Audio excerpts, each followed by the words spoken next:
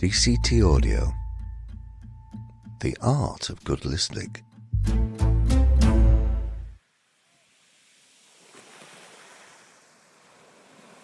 This is a story, a true story, that most people won't be aware of, but yet is as remarkable an account you will ever hear of bravery, loyalty and devotion to public service. On Wednesday the 5th of January 1983, minutes before his shift was due to end, Police Constable Pat Abram attended an incident that would nearly end his life and take the lives of 3 of his colleagues and that of a member of the public. All who perished drowned in the sea off Blackpool in conditions many described as the worst they had ever seen. In a rare interview, Pat Abram describes that day and the circumstances that led to that awful tragedy. This podcast is a tribute and memorial to those who perished. Mr. Alistair Anthony and Police Constables Angela Bradley, Gordon Connolly and Colin Morrison.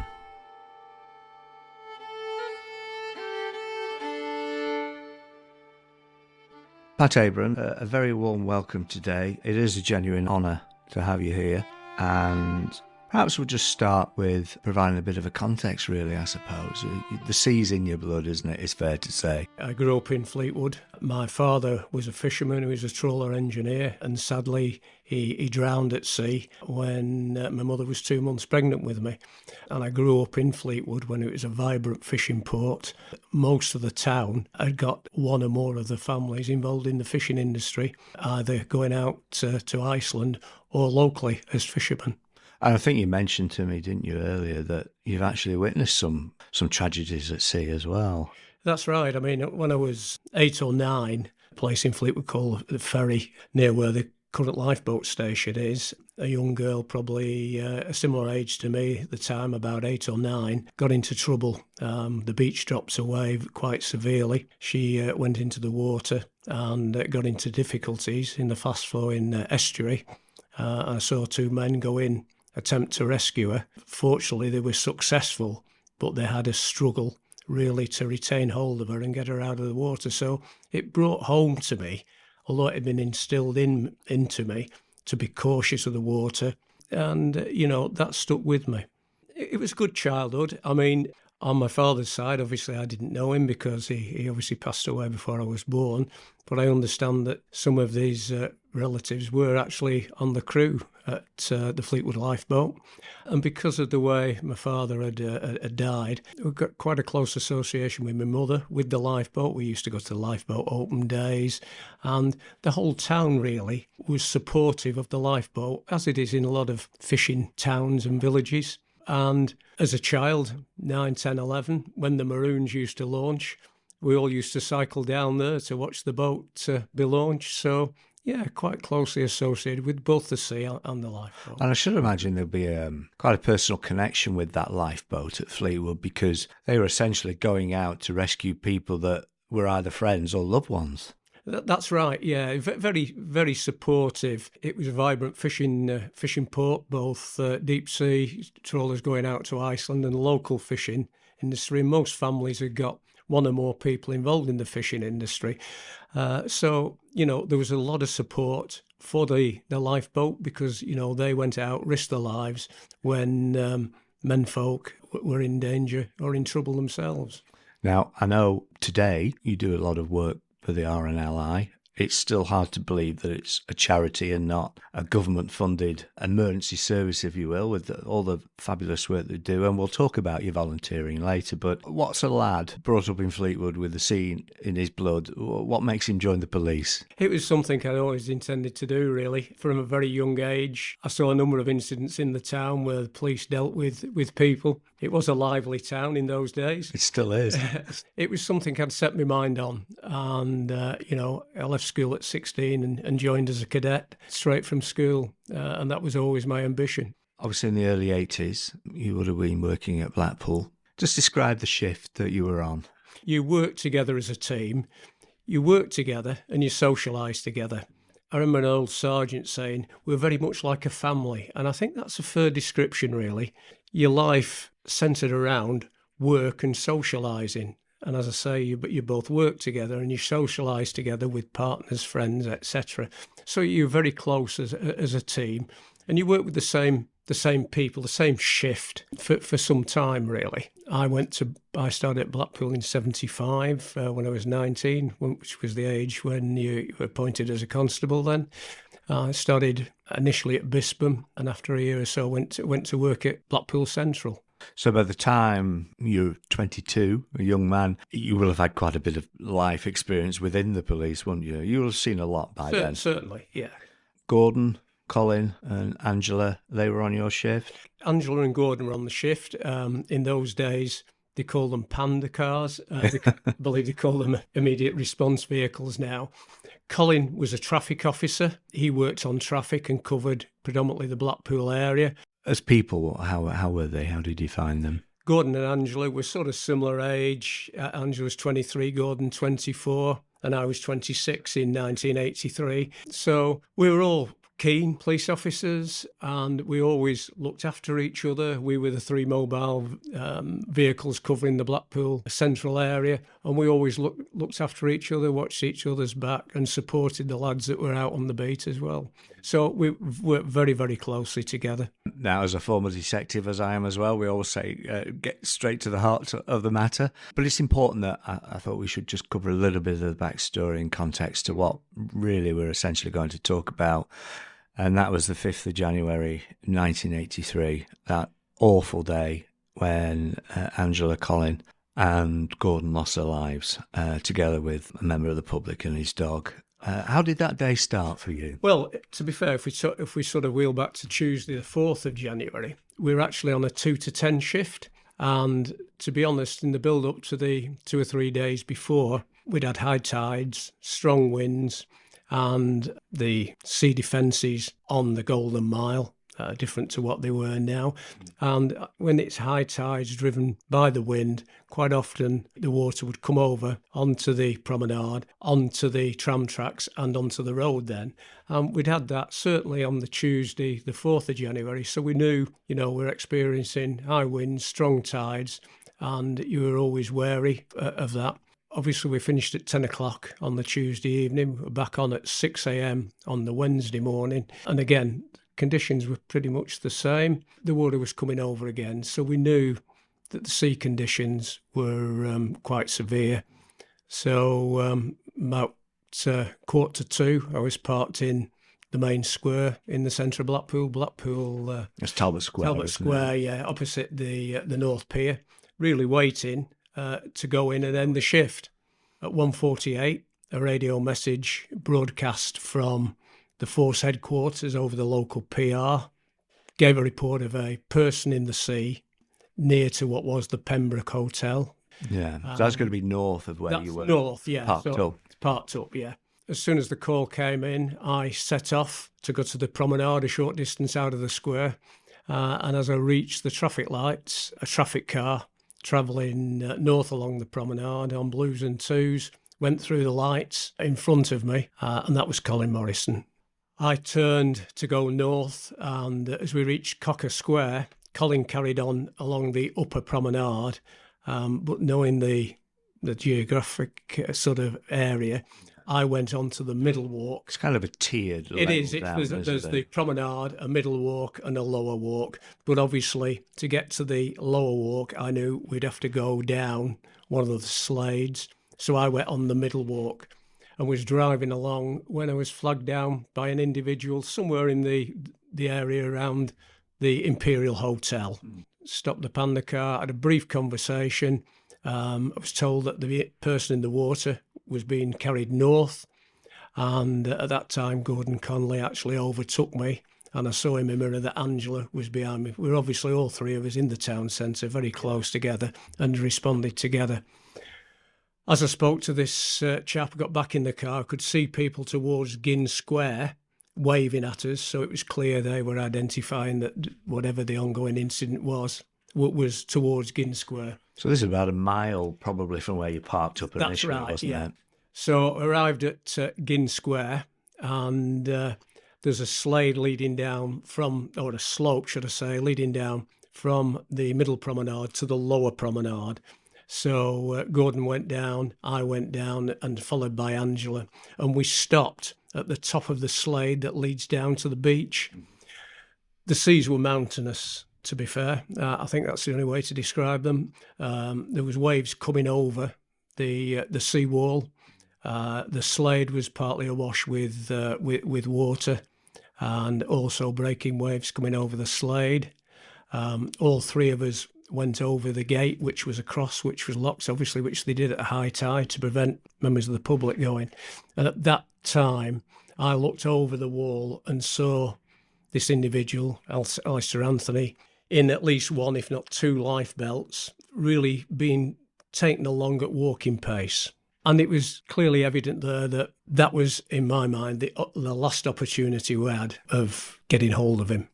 Because beyond there, it's a vertical seawall, probably a Victorian seawall, probably 25, 30 foot high, with an overhang at the top. And there's sets of steps going down periodically. Rescue would have been impossible had he got past there. Just to go back a little, on the shift that I worked on, in the police, you had to have a permit for any type of vehicle. And I was the only person on the shift that had a permit to drive the police Land Rover. And at that time, the RLNI inshore boat, the D-Class, was launched by the police Land Rover because the RLNI didn't have a Land Rover to launch it.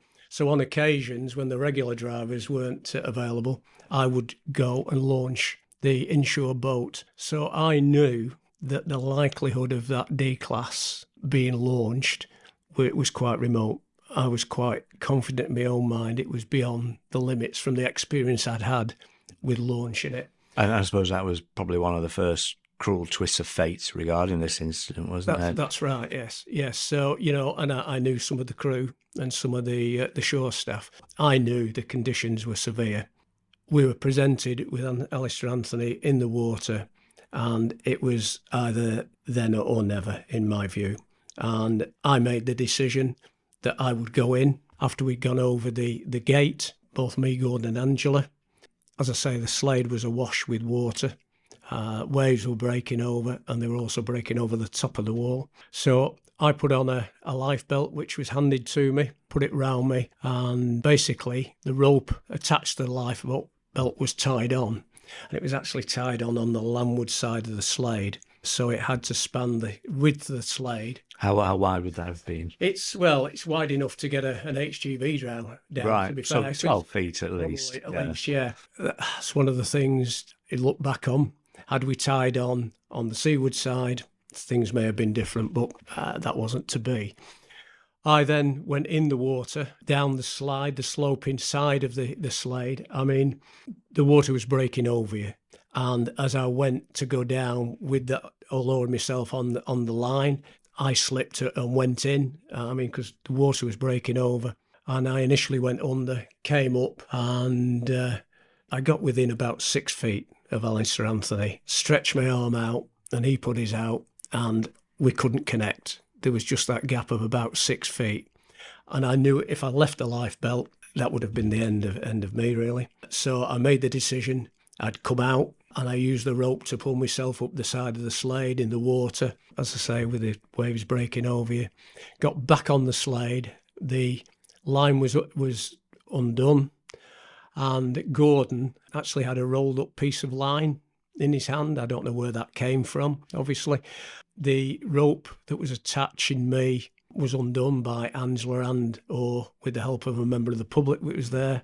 All the time he's moving the length of the slade, and I knew that if we were going to any chance of getting him out, I had to go in again before he passed the edge of the slade, because it would have been impossible had that happened. I was of the view, because I was constantly watching him, that the extended piece of rope had been attached. So that piece of rope was tied to the original piece of rope that you had? I was in the view that it was, yeah. Whether it was or it wasn't. But the last thing before I'm watching him, the last thing, I saw Angela with the rope round her waist, holding on, going to support me and Gordon beyond her. And I went in again, and as I went in, off the side of the slade further north, we're engulfed by a massive wave. And I went under, and when I came up, I had to get my bearings, basically. I looked around and I could see Alistair Anthony, who was in the life belt or life belts that he was in, very close to the sea wall, and Gordon and Angela were either side of him, holding on to the belt he got, and they were being buffeted against the wall. I'd been taken further out. I'd still retained hold of the life belt that I was in, but obviously the rope wasn't attached any longer. We shouted to each other, albeit the sound of the sea, etc. Shouted over to Gordon and Angela, "You okay?" And they responded. And then again, engulfed, there was waves breaking over the top of you. One of the waves broke over me. I looked around. I saw this day-glow jacket, which I sort of immediately recognised as a police officer's coat, the type of jacket that traffic officers wore in those days. It was further out. So I swam over with the belt round, and this individual was face down in the water. I got hold of him, and it was Colin Morrison. And he was clearly in a bad way at that stage. I don't know how Colin ended up in the water. I think, sort of looking back at the incident, his car was parked up on the roundabout on the main promenade, and I can only imagine that he came down, saw us on the Slade, and come to join us, and was probably washed off by the same massive wave that sort of engulfed us all and took Angela and Gordon into the water at the same time. I don't think it was ever clearly established, but that was the working hypothesis, really, of how Colin came to be in the water. How old was Colin? Colin was 38. So he was a little bit older. He was an older guy than us, and he was fully clothed. Of course, I'd take my jacket off, got rid of my radio, etc. before I went in. Colin he got a tunic on, he got a day-glow jacket, all his kit. As I got hold of him and pulled his head out of the water, he said, "We're done for here." And I said to him, "The inshore will be here shortly." That's the lifeboat, yeah, the inshore, as we called it. As I said, You knew it wasn't. I knew it wasn't coming. So, yeah. He just said, "Keep me up." And I trapped his arms in the lifebelt, between my body and the lifebelt. We've been engulfed all the time, waves breaking over us. And every time a wave had broken over us, he was sort of struggling. A couple of times he was actually washed out of the belt, very close to me, and went down. I pulled him up at least twice, and I could see that he was deteriorating. I was then aware of another officer, by which time there was a number of officers on the lower walk. I could see them. How long would you have been in the water by now? We went in. The call was it must have seemed a lifetime. 13:48. Yeah. Colin Morrison booked off on the force radio at the scene at 13:50. 2 minutes after the call came over. We were probably there on the Slade by then. It was very, very quick. So probably been in about 13:50, 13:52, and I was eventually pulled out at 14:15. And let's not forget, it was cold that day as well. It was cold. It was severely cold. The sea state was, as I say, I would describe it as mountainous. It was like a boiling cauldron, really. It really was. And at that stage, when I was supporting Colin, I realised we were in trouble. An officer threw a belt to us, Martin Hewitson, landed probably, I don't know, about 3 yards away, keeping hold of Colin with him trapped between the life belt and holding on to him. I got to the belt, got an arm through the belt, and it was like trying to pull a car with one arm. It just eventually, it pulled off my arm. I said to Colin, "I've lost the belt." And he didn't respond. His face went in the water again. I lifted his head out, and he was severely cyanosed. He'd foamed at the mouth and the nose, and he was red in the face, and I knew he'd gone. My intention was to keep hold of him in the vain thought that we could be rescued, but the current was carrying us along, going northwards towards an area called the Boating Pool. And again, young in service, I worked at Bispam, and I knew how treacherous it was from the Gin going north, particularly around the Boating Pool. And I ended up getting pulled in the corner towards the Boating Pool. and I had to make the decision because Colin actually floated behind me with his arms trapped in the belt, and I knew he was dead. And I made the decision I'd have to let him go because he was going to take me down with him.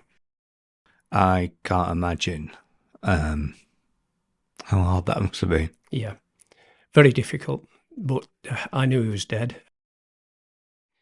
I wouldn't have let him go if I hadn't. So yes, decision hard to make, but obviously he was going to take me down with him, or potentially. And then I ended up in the corner near where the boating pool is, and it was like being in a washer. As I say, 25, 30-foot wall with an overhang to turn the waves back, and I was clinging onto the lifebelt because I knew if I lost the lifebelt, that was me finished. And I was being churned over. I was hitting the overhang on the top of the waves, and I was hitting the sand going under the water, and I was being churned. And I could feel everything getting distant. By this time, there was dozens of people, police officers, we'll call them fire and rescue now, firemen, then ambulance personnel. I could hear people shouting. I particularly, as I got churned up on one occasion, came back down, Brian Outram and John Churchman were shouting to hang on. And then eventually, as I say, everything was getting distant, and I knew I was going. I was trying my best to, with my legs to, because obviously I knew if my head hit the seawall, that would have made things even worse. My head did hit the seawall 2 or 3 occasions, and I knew I was going. There was belts and ropes being thrown all the time, and I couldn't get to them, and I knew I hadn't got the strength, even if I got hold of one of the belts, such a high wall, I couldn't have held on to it then. And at that point, I appreciate you had to let Colin go. Gordon and Angela, were you aware they were there? No, at I that never. point? To be fair, the last time I saw them, I actually thought they possibly got out of the first set of steps. I mean, there's the Slade, 2 sets of steps, and the boating pool. And the last I saw of them was when they were against the wall with Alistair Anthony in the life belts and one of Angela and Gordon on either side. And then we got engulfed, and I didn't see them again. And I actually thought they'd probably got out at the steps, whereas I got taken further out with Colin. I then, as I'm being churned up, I became aware of something around my neck. And at the same time, there was a fireman throwing what looked like a harness down, which landed near to me. And I thought, if I can just get hold of that, I'll get in it. But then I just felt this sensation of being choked. And really, the only other recollection I've got is my head hitting the overhang and then at some stage being wrapped in tinfoil, presumably a survival type blanket. And that really is my last recollection till I woke up in intensive care a day or so later. Do you recall what was going through your mind when you came to in the hospital? Well, I came to, I thought I was paralysed, although I didn't realise they'd given something for me to. I couldn't move anything but my eyes. And there was 2 colleagues, Norman Ellsby and Wilf Hartley, there when I woke up. And I asked about Angela and Gordon. And that's when I found out they'd gone. I suppose a credit to them for them being honest with you, bearing in mind your own physical condition. To receive that awful news on your hospital bed, it's the worst news of all at any point in time and situation, but to be in intensive care and get that, I mean, I can see even now it hurts. It does, yeah. And obviously I knew Colin had gone. I had a full recollection of all the events. It was indelibly ingrained and still is. So, I knew, and they were obviously keen, as was everybody in the police, from the chief constable down, to know exactly what had happened, and keen to get an account from me. And I respect them for being truthfully honest and telling me that Gordon and Angela had gone. So obviously you did give an account. Did you feel that you were given sufficient time just to come to terms with what had happened? I mean, we know what police work is like. That initial account is very important, but looking back now, did you think you were given that time to just process it all? And I think it was necessary, to be fair, because hindsight is a great thing, and there was a lot of speculation that I learnt subsequently about what the circumstances were, why Alistair Anthony was in the water. At the end of the day, it doesn't matter why anybody's in the water if a life is at risk. yes. I think as a police officer or any member of the emergency services, you've a duty to try and save life. There was speculation, but of course, as you and me know, we took an oath when we joined as a police officer to protect life and property. And on that day, at that time, when we arrived at that Slade, I believe we could rescue Alistair Anthony. And the course of events that followed was as a result of that decision that I made in a split second that I would go in. And I needed to give an explanation to justify and possibly put to rest all the speculation of why the events had happened. It's interesting you bring that up because of recent events, shall we say. How did you feel about the press coverage at the time regarding the incident? Well, as we all know, the press, when an incident like that happens, wants to give an account. And subsequently, weeks and months later, I read a number of accounts, on the 5th, 6th, 7th, 8th, and there was all sorts of different accounts given. And a lot of armchair critics. Armchair critics, imagine. That's right. The word tragedy is used, isn't it? We sometimes don't understand the meaning of these words, but I don't think people realise just how incredibly close you were to rescuing Alistair Anthony. I was 6 feet away from him. We had our outstretched hands, and we were probably within about 4 foot, but I couldn't leave the belt. I'd have lost my life. That's why I made the decision to come out and try and go in again and get him, because once he was past the Slade, it was virtually impossible to reach him. Once the news had sunk in, I'm talking more about the town itself now and the people and Fleetwood as well, because everybody would have known you in Fleetwood. What was the mood of the community? There was an outpouring of, sorrow for the loss of life, and also a lot of support in the town. I mean, the mayor launched an appeal to support the families of those that had lost their lives. Colin was married with 4 young children. Gordon Conley had only recently got married, and ironically, about a week after, his wife found out that she was pregnant with her first child. Obviously, Angela, she was single, but her parents and a younger sister, Dawn, who was only 17 at the time, it was a tragedy. And people don't realise, do they, unless you've been part of a tragedy, just how it ripples out, the impact. It does. When I came out of hospital the first time, a friend of mine said, "Do you want to go for some lunch?" And I said, "No, I actually want to go to the baths at Fleetwood, get in the water, and then get in the sea." Because as I laid in hospital, I thought, I really do need to go back in the water. It's very much like when you've fallen off a bike, you should get back on it. That's what I did. And that was, as I laid in the hospital bed, I thought, I need to get back in the water just to get my confidence back. A lot of people that are involved in incidents or multiple deaths, the survivors have what's called survivor guilt. Why me? Why did I survive? Or it should have been me that lost a life. Did any thoughts enter your mind? It did. I have the image ingrained of the events, but particularly as I went to go in the second time, Angela on the Slade with a rope from the belt that was supporting me wrapped round her waist, looking to feed me out. And, the water was breaking over her legs.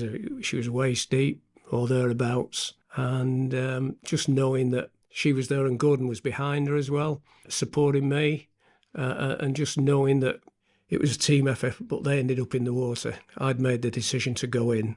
They went in involuntary because they were washed off by the wave. So, yeah, I do dwell on that.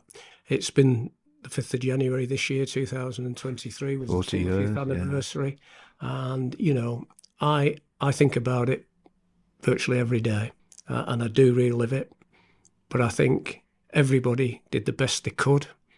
Circumstances were such that we didn't achieve what we were trying to do, but we did come very close.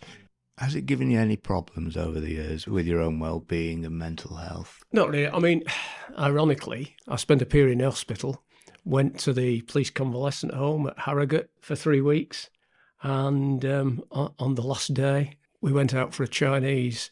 Mm-hmm. And on the Friday, when I was going to get picked up from the convalescent home, I felt terrible, and I thought it was the Chinese.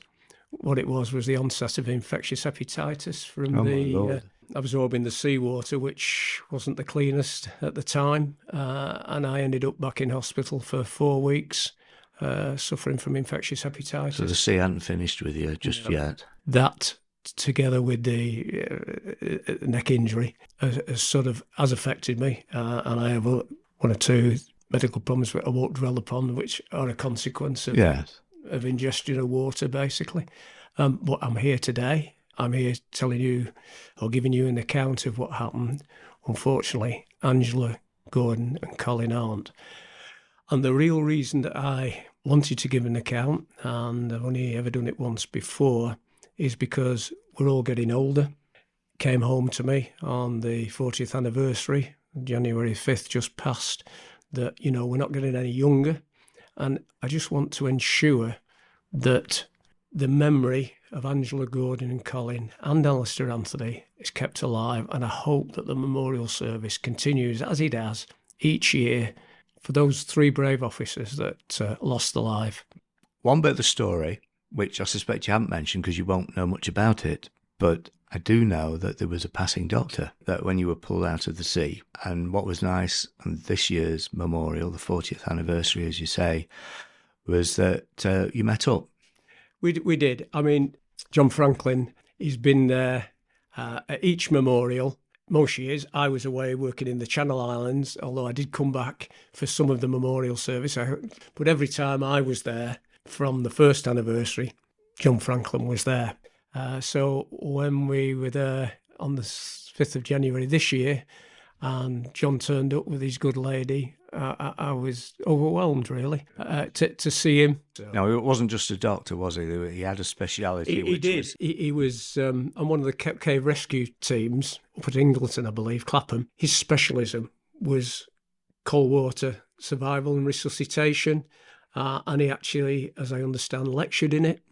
And it was one of the reasons why he was in Blackpool that day. He'd been to a conference and he just happened to be passing by, because the ambulance crew, who I knew because we regularly interacted with the ambulance, they said to me subsequently, if it hadn't been for the doctor, we wouldn't have got you back. Because when I was pulled out, I'd stopped breathing, my heart had stopped, and I was severely hypothermic. The ambulance crew that were there said it was the doctor that got me back. Wow. Incredible. Yeah. So of all them cruel twists of fate that surround that incident, there was one miracle. That's right, yeah. Yeah. It's unbelievable. That's right, yeah. Now, there's a few of us, in fact, there's quite a few of us that believe that yourself and Gordon, Angela and Colin should have been recognised, perhaps more than you were, for the bravery that you displayed that day. And certainly my own personal view is that you should all have GM after your names, George Medal. Were you recognised, or were you, as collectively, were you recognised for that? We were collectively with the William Garnett Trophy, which was an award in force for a meritorious act of the year. I did feel slightly embarrassed, to be honest. Well, more than slightly embarrassed, because I was awarded Queen's Commendation for Bravery for my interaction with Colin and the Mountbatten Medal, but I believed it should have been all or none. That's my personal opinion. Everybody, Gordon, Angela, Colin, we all played an equal part. We tried to save a life. We nearly succeeded. So close. So close, yet so far. And it should have been all or none. That incident would have finished off most people, mentally certainly, but not you. You're still giving service to the sea even today. Yeah, I mean, from my early days, growing up in Fleetwood, having respect for the RLNI and the lifeboat crews, what they did, I would have quite liked to have joined as a crew member when I was 19, 20. But as it was at the time, as a serving police officer, you weren't permitted to join the crew. So obviously, when I retired just prior to the pandemic, the only thing I could do, too old to be a member of the crew, was volunteer in the shop. And once the pandemic was over, that's what I did. I joined the shop volunteers at the RLNI at Blackpool, really to support the brave men and women.